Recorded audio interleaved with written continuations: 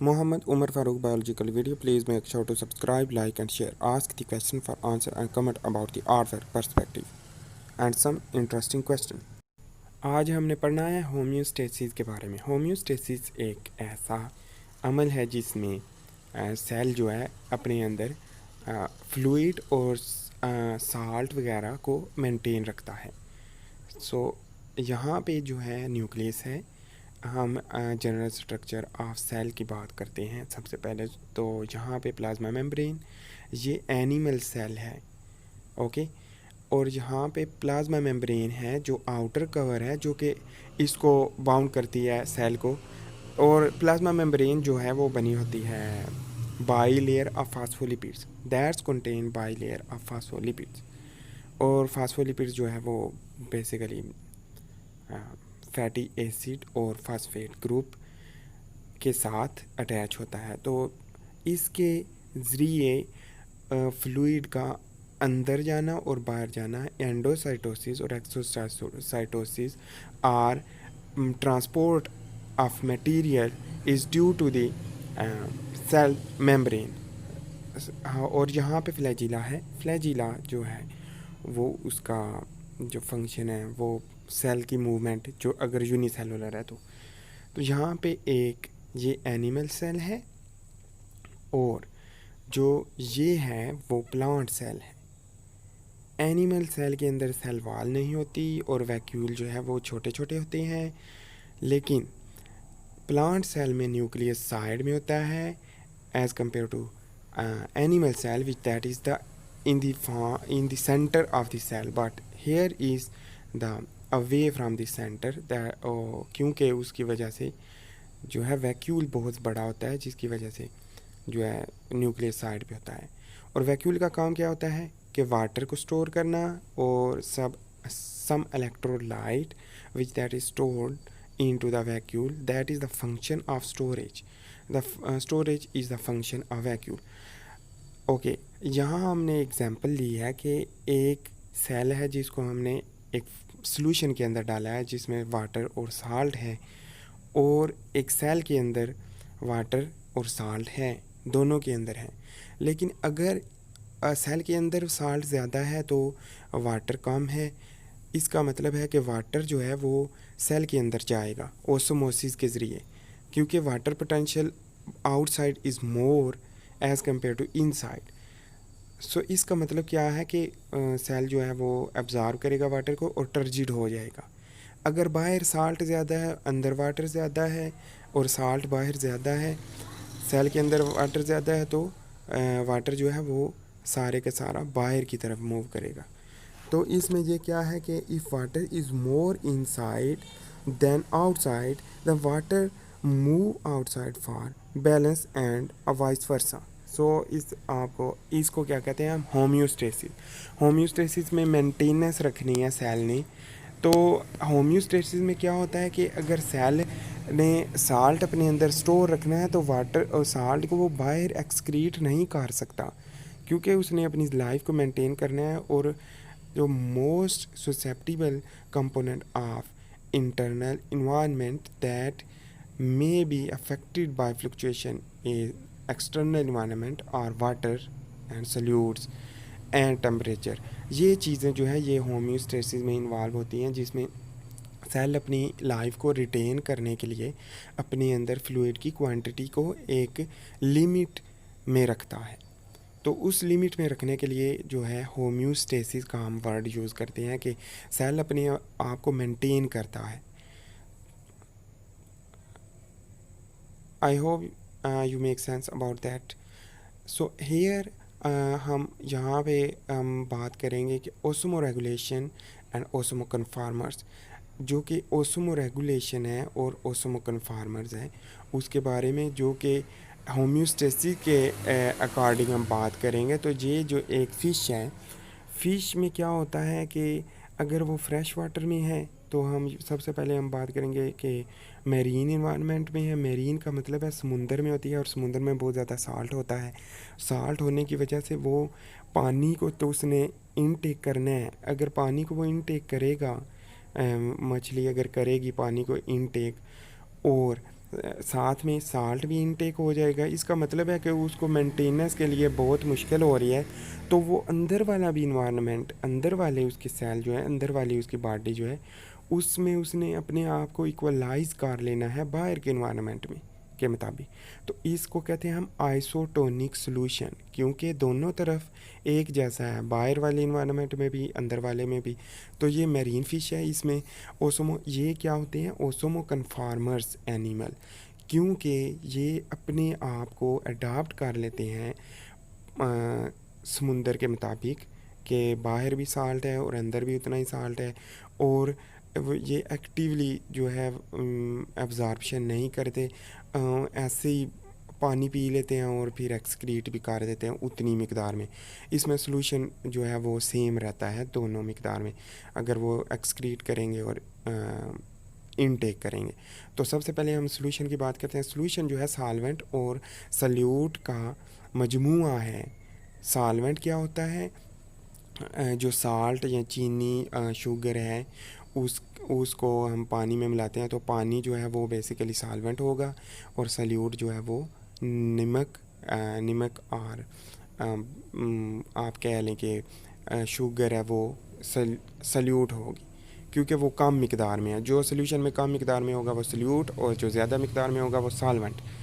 आगे हम देखें, अगर अगर यही फ़िश बहुत कम पानी इस्तेमाल करती है, क्योंकि उसने साल्ट नहीं इनटेक करना, क्योंकि उसकी बॉडी अडाप्ट हुई है कि कम साल्ट यूज़ करे, क्योंकि उसने साल्ट ज़्यादा यूज़ नहीं करना, तो फिर वो कम पानी पिएगी, बल्कि पिएगी नहीं ज़्यादा अरसा, बहुत थोड़ा पानी पिएगी, एक्टिवली वो ट्रांसपोर्ट नहीं होगा उसके अंदर पानी, तो उसमें हाइपरटोनिक इन्वायरमेंट आ जाता है। हाइपरटोनिक में क्या होता है कि पानी नहीं पिएगी और साल्ट की अंदर क्वांटिटी उतनी रहेगी, बाहर से साल्ट नहीं आएगा, तो वो अपने आप को पानी कम होगा सेलों में, तो हाइपरटोनिक इन्वायरमेंट में हो जाएगा कि सेल श्रिंक हो जाएंगे, क्योंकि वाटर निकलता रहेगा एक्सक्रीशन के थ्रू, वेस्ट प्रोडक्ट, लेकिन साल्ट वो एक्सक्रीट नहीं करेगी, तो उसको कहेंगे हम हाइपरटोनिक। आगे हम देखते हैं फ्रेश वाटर में। फ्रेश वाटर में क्या होता है, ओस्मो रेगुलेशन हम देखेंगे। ओस्मो रेगुलेटर्स हैं फ्रेश वाटर में, अगर तो वो पानी पिएगी मछली, और अगर आपको पता है फ्रेश वाटर में साल्ट बहुत कम होता है, क्योंकि दरिया में साल्ट बहुत ज़्यादा कम होता है, तो वो वाटर डायरेक्टली पिएगी बहुत ज़्यादा, और पानी अगर बहुत ज़्यादा पिएगी तो dilute solution, more water less salt, hypotonic condition होगी, कि वो यूरिन जो है उसका वो क्या होगा, हाइपोटोनिक। हाइपोटोनिक से मुराद है कि पानी बहुत ज़्यादा होगा और सल्यूट बहुत कम होगा, सॉल्वेंट ज़्यादा होगा। तो ये है salt actively, basically actively absorb through gills and mouth, उसके जो मुंह है। तो यहाँ पे हम देखते हैं कि साल्ट एक्टिवली, साल्ट अगर एक्टिवली सक्रीटेड, अगर मेरीन है तो उसमें साल्ट एक्टिवली एक्सक्रीटेड, बट इसमें किडनी जो है ऐसी अडाप्ट हो जाती है कि वो साल्ट एक्सक्रीट नहीं करती, लेकिन पानी बहुत ज़्यादा एक्सक्रीट कर देती है। तो यहाँ पे balance of solute and water in the body हम बात करेंगे इसके बारे में, कि बॉडी में हम सेल के मुताबिक, अकॉर्डिंग टू द सेल हम बात करते हैं कि isotonic, hypertonic and hypotonic environment के बारे में। तो सबसे पहले हम बात करते हैं सेलुलर लेवल पे आ जाते हैं। सेलुलर लेवल पे हम जो है बहुत ही अच्छे तरीके से समझ सकेंगे कि ओस्मो कन्फार्मर्स किस तरह के हैं, ओस्मो रेगुलेटर्स किस तरह के। तो ये एक सेल है जो कि बहुत ज़्यादा टर्जिट हो गया। क्यों टर्जिट हुआ है, क्योंकि इसके अंदर साल्ट बहुत ज़्यादा था, और आउटर साइड इन्वायरमेंट में, आउटसाइड जो है इन्वायरमेंट में, उसमें पानी बहुत ज़्यादा था।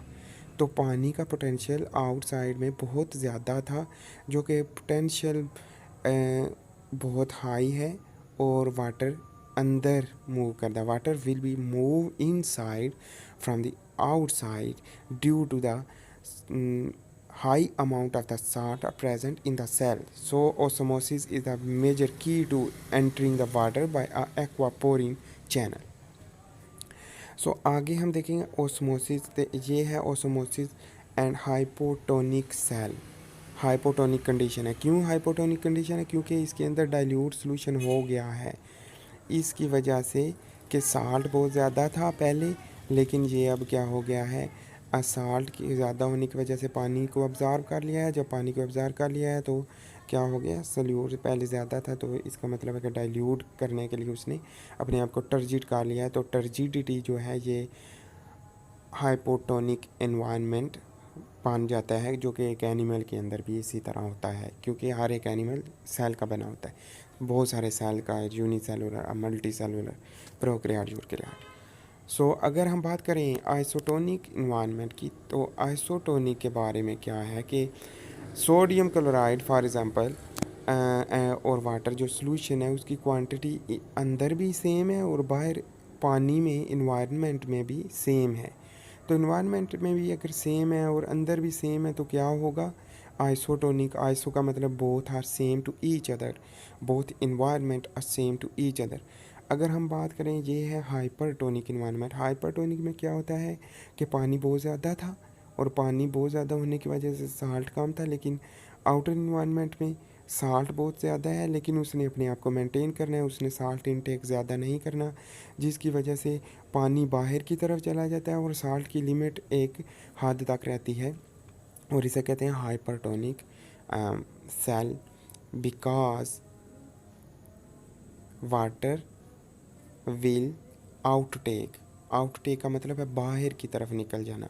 बाहर की तरफ इसलिए निकलता है क्योंकि जो है आपको बता दिया है, तो ये हाइपरटोनिक इन्वायरमेंट है। तो 3 किस्म के।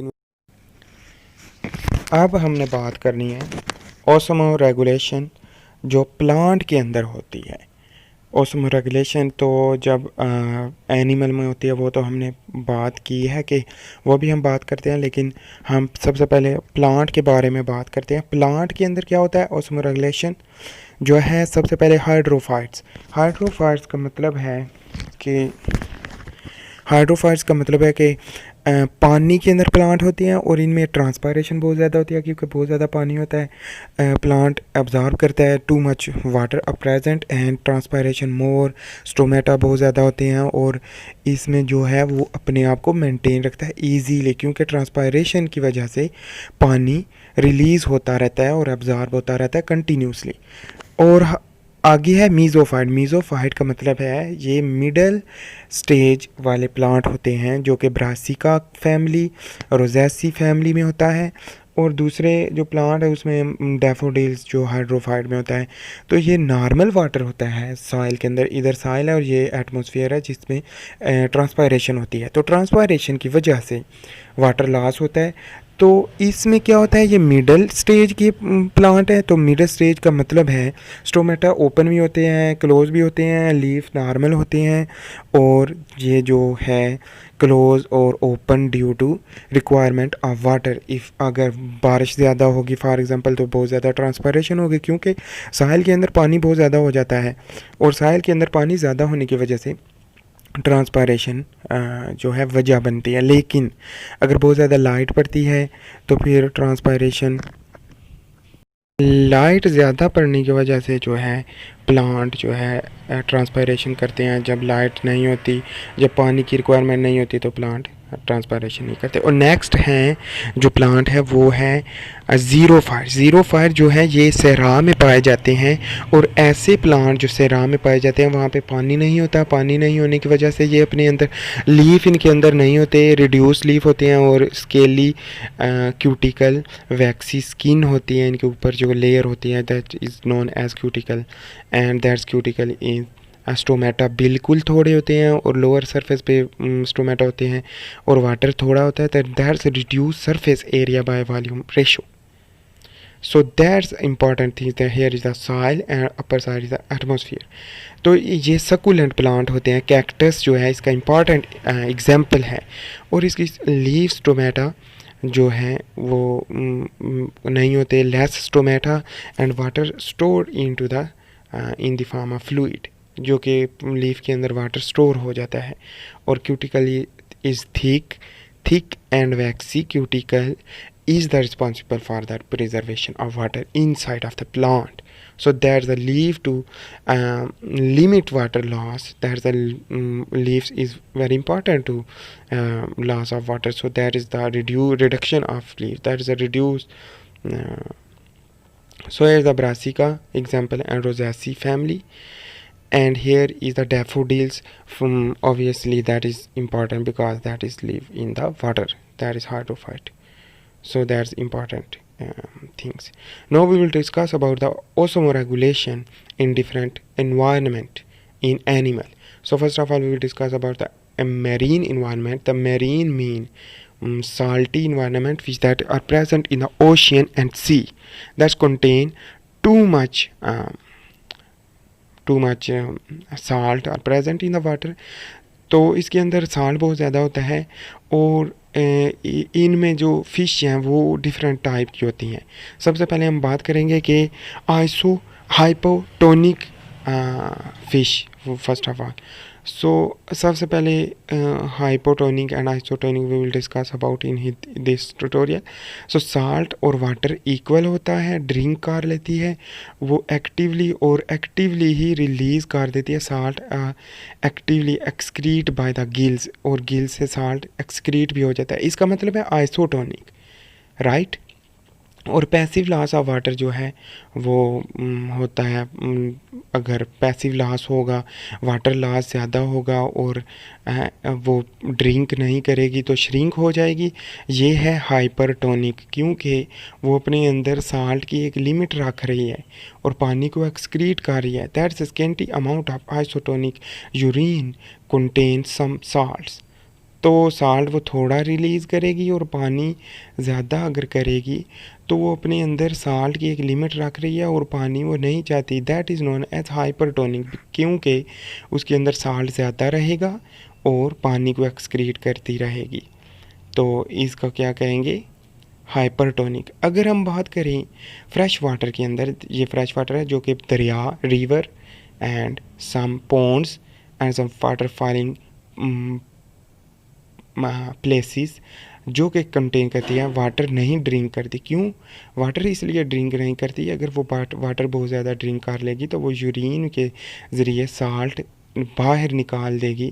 तो large amount of hypotonic urine जो है एक्सक्रीट करती है और साल्ट उसमें बहुत कम होता है. इसकी किडनी जो ऐसी अडाप्ट हो जाती है कि साल्ट बहुत कम और वाटर बहुत ज़्यादा लॉस होता है, जिसकी वजह से ये पानी कम ही पीती है और वाटर ज़्यादा लॉस करती है, जिसकी वजह से ये श्रिंक होती है और इनका साइज़ छोटा होता है. आपको पता है दरिया की मछलियों का साइज़ काफ़ी वो स्मार्ट होती हैं as compare to the ocean and sea fishes because well is very large size. So salt actively taken up by gills. Salt gills से एक्टिवली टेक हो जाता है लेकिन वो अब्जॉर्ब कर लेती है, लेकिन माउथ से वो नहीं करती क्योंकि उसके अगर माउथ से वो करेगी तो obviously water will B enter into the body. So here hypertonic environment की तरह रहती है. अगर फॉर एग्जांपल ये हाइपोटोनिक इन्वायरमेंट की तरह रहे, हाइपोटोनिक इन्वायरमेंट प्रोड्यूस करे अपने अंदर, तो इसमें ये एक्टिवली वाटर बहुत ज़्यादा टेक करेगी और रिलीज़ भी उसी तरह ही रिलीज़ करेगी क्योंकि बेसिकली हाइपोटोनिक इन्वायरमेंट में रहती है. तो here is the passive gain of water across body surface and through gills.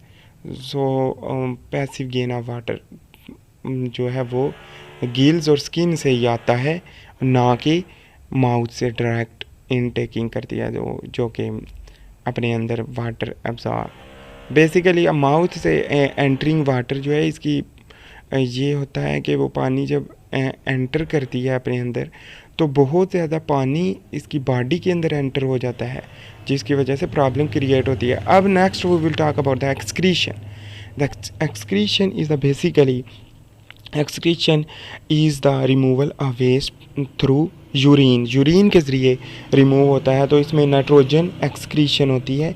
Nitrogen जो है सबसे पहले हम प्रोटीन जो है वो अमीनो एसिड की बनी होती है और डीएनए जो है वो नाइट्रोजनस बेसिस का बना होता है। तो ये अमीनो एसिड जब कंज्यूम होता है तो metabolism of the catabolism basically when will be occur catabolism to produce amino group. So that's catabolism. Amino group is as a waste product which that is in the 3 type, जो 3 किस्म की form में excrete होता है। सबसे पहले हम water animal जो वाटर में रहते हैं पानी में, जिनको कहते हैं हम फिश, जो कि बेसिकली वाटर के अंदर है। तो उसको एक्वेटिक एनिमल हैं जो वो अमोनिया रिलीज़ करते हैं क्योंकि बहुत ज़्यादा पानी पीते हैं। तो 1 gram ammonia is responsible for 500 ml of water is requirement. So water बहुत ज़्यादा है तो अमोनिया प्रोड्यूस होगा। अगर हम बात करें मैमल की, वो जो कि टेरेस्ट्रियल एनिमल है, टेरेस्ट्रियल एनिमल में क्या होता है कि पानी लिमिटेड होता है। तो इसमें बहुत ज़्यादा पानी होता है। तो ये मैमल है, इसमें पानी लिमिटेड होता है। जब लिमिटेड पानी होगा तो बेसिकली नाइट्रोजनस ग्रुप जो है वो रिलीज़ होता है in the form of urea. तो यूरिया के लिए पानी की रिक्वायरमेंट क्या है, is less as compare to the excretion of ammonia. So यहाँ पे 1 gram urea is excrete by the absorption of 50 ml water is requirement for the excretion of 1 gram of urea. तो ये है बेसिक स्ट्रक्चर। तो आगे हम देखते हैं जो बर्ड हैं वो पानी पीते ही बहुत कम है। जब बहुत ज़्यादा कम पानी पिएंगे तो 1 ग्राम जो है वो यूरिक एसिड रिलीज़ होगा by 1 gram of 1 ml excretion is responsible for the 1 gram of uric acid. So uric acid conversion हो जाती है। ये एवोल्यूशनरी प्रोसेस है। Thanks for